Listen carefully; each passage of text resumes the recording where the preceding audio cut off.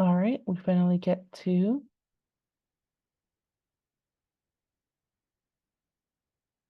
reviewing data sources for locating that emergent bilingual data that we need. So there are a few places that you can gather your data. Most commonly, you're going to get it from that Altmer.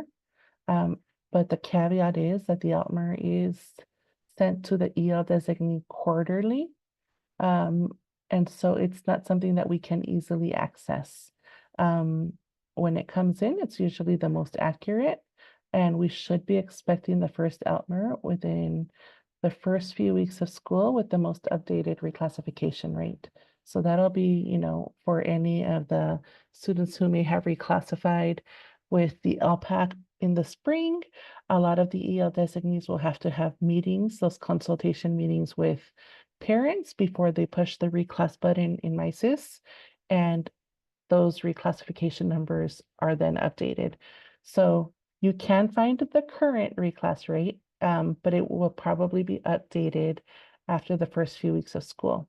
So your go-to is going to be Focus, MySys, and Whole Child.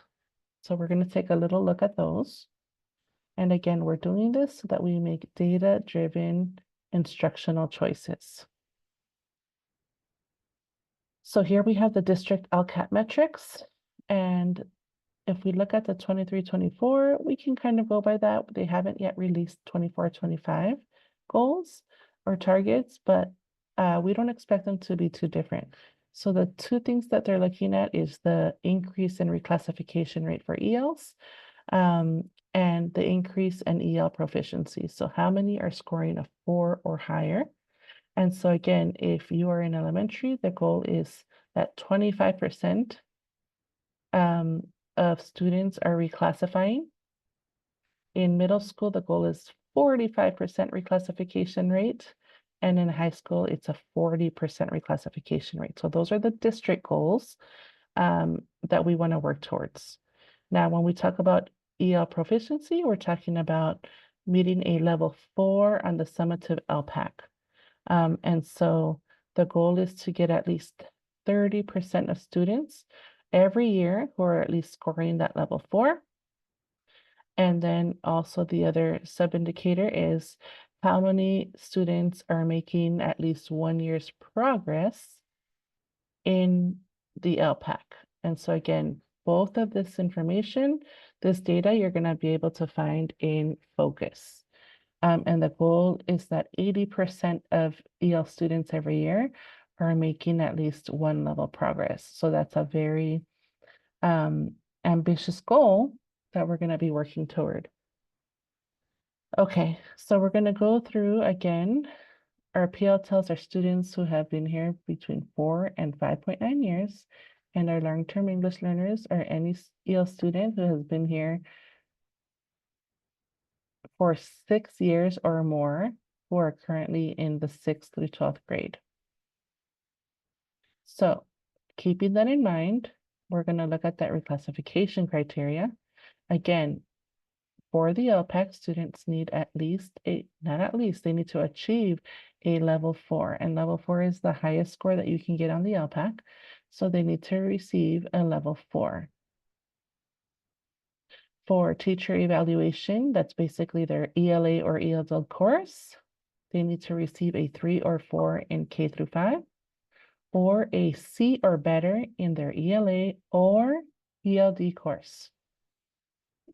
This usually is not a problem for too many students. Finally, performance on basic skills. This is where we can look at their SBA ELA data if they're in 3rd through 8th grade, or in high school if they're in 11th grade. So during high school, they really only have one opportunity to meet the standard with SBA.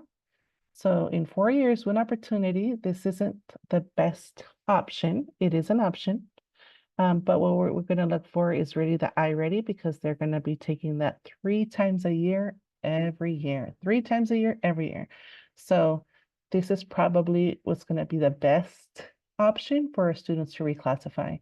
And again, for SBA, they need to have the standard met or above. But for iReady in grades 3 through 12, They just need to achieve approaching grade level or above. So they don't need to meet grade level. They can score approaching grade level. So these are the 3 criteria. Now, what does approaching the grade level look like for iReady? These are the cut scores for each grade. So when you look at that data and you see numbers, you're able to see, oh, and this is something that you can share with students and parents too, right? Oh, you're pretty close. You received a 450. You were only 24 points away. We can do this, right? So those cut scores are very helpful as you see where students are scoring.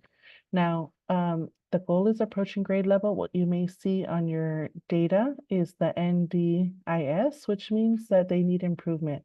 And need improvement indicates that they are either 2 grade levels below or 3 or more grade levels below. So what you're going to look for as you're doing your instructional planning is what are the areas of the test where students need improvement. And that's what you're going to support. So keeping that in mind, again, that criteria, we're going to focus on Profile C at the beginning of the year because that means that they did score a 4 on the LPAC.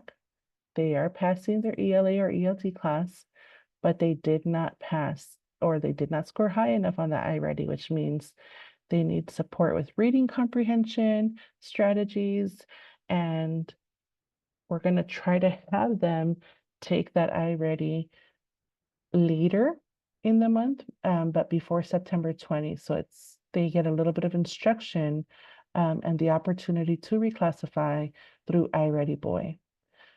Once iReady is complete, that window closes, then we can focus also on those Profile E students who have the grades. They scored high enough on iReady, but they may not be passing that LPAC. And so you're going to look at those 4 domains and figure out where do they need the most support. So the Altmer is going to help us look at our counts. Again, this is going to be released in a few weeks, but the Altmer will provide you with your current RFEP rate and then last year's rate as well. So this is an old example, but it breaks down your different demographics and your most recent RFEP rate. So you'll be getting this in a few weeks. Now let's dig into Focus. So with Focus, again, you can look for your students through Med Elementary or Med Secondary. This is where you can pull rosters of PLTELs. For secondary, the PLTELs and LTELs.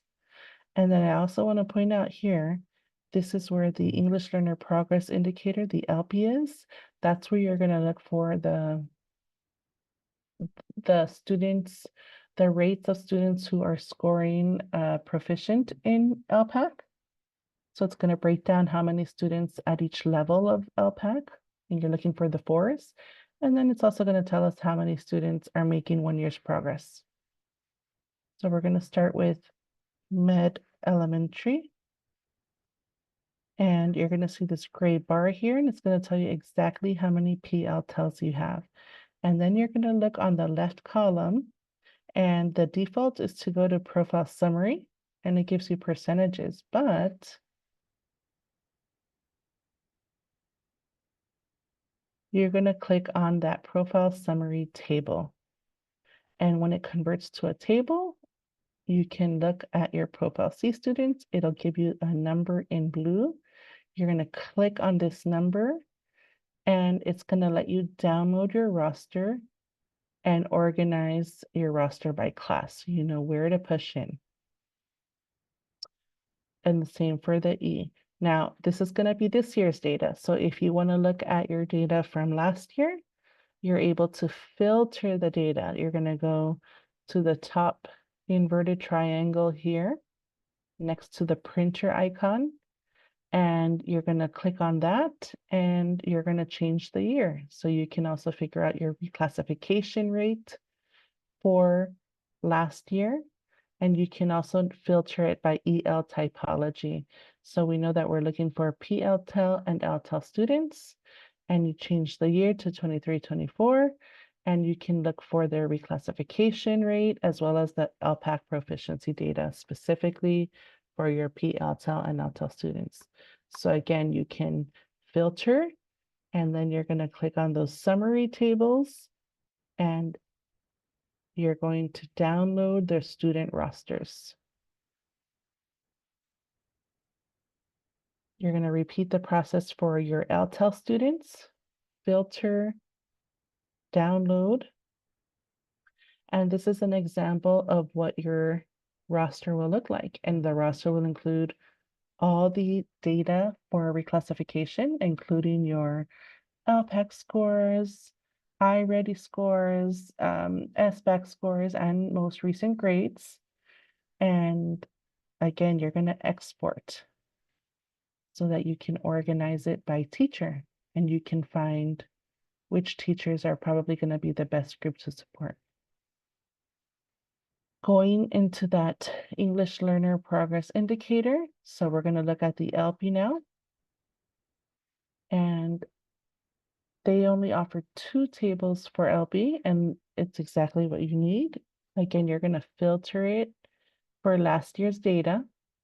You're going to change it to 23-24, and you can first do a count of all of your English learners at your school site, and then you can filter it to specifically find out what the rates for your PLTELs and LTELs are as well. So on the left side, you have the table that's going to show you your 1 year's progress of 1+ LP level. And again, they like to give numbers, but you can also click it and view as percentage. That's going to help with your goal setting. And then on the right, you have the levels. So again, the highest score is a 4 on the LPAC, and it'll tell you exactly how many students scored a 4. So that's what you're looking at for the proficiency rate. And you can again change view as number to percentage, and it'll tell you the percentage of students who scored a 4. Again, the LP is excellent for figuring out your LPAC proficiency rates, reclassification rates, a progress rate, and then help you set your goals for this year. So up next, we're going to look at MISIS. And the best report on MISIS to look at this data is the English Learner Progress Monitoring Rosters. And once you pull your data, again, it's very similar to what we see on Focus, but it breaks down the iReady data a little bit more. But it looks a little foreign because it's a lot of acronyms. And so this slide is very helpful. It breaks down what every single acronym means. And so just to quickly show you, for the first one that they're tested on is high frequency words. You can see that this student, if it says TST out, that means that they scored high enough and they've tested out. So TST out is the goal. That's excellent. For IT, that's informational text. It says NDIM. NDIM is what you're looking for. That means that the student needs improvement, which means that they are either 2 or 3 grade levels below. So this is a great way to say, okay, when I meet with this student, or you're going to find multiple students that need improvement in informational text, you're going to bring informational text and work on reading comprehension strategies with them. For LIT, that's literature. The student scored APPGL. So that means that they are approaching grade level. This is good. OA is for overall score. So this is the one score that does count. And everything else is just a breakdown of the subtests. So overall score is the score that counts. And in this case, the student did receive approaching grade level. So they do meet criteria for iReady here. However, if they didn't pass the LPAC, then you want to still continue to work with them. And you can see here that this student tested out of phonics and out of phonological awareness, but they're still needing improvement in reading comprehension, which is again going to give you some idea as to how you can support them. So how do you pull those EL progress monitoring rosters? You're going to go into MICES just like when you take attendance as a teacher. And on the left, you're going to look for English learner and then go into that sub tab, which is the English learner rosters. And then when it says roster type, you're going to do the English learner monitoring roster. And you're going to put the year and as much information as you can so that you narrow down your list. Once you download it, it's going to look something like this. And again, it's giving us all the information that we need for the reclassification criteria. The first few columns are looking at the most recent LPAC data. Then the next few columns are looking at the iReady or SBA ELA data. And then finally, the last two columns are looking at the most recent marks. And so again, you have your EL profiles here, and that's going to help us figure out, okay, who's my profile C, profile D, and then the subdomains help us figure out where do they need the most help, what are those patterns, how am I going to support?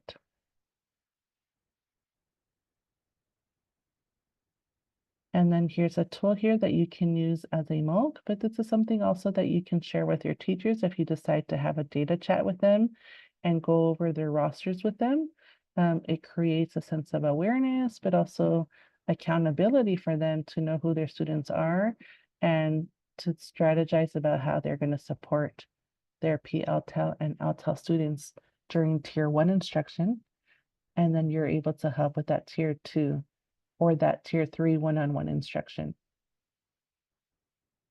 Finally, we have Whole Child, which is great at looking for a couple of things.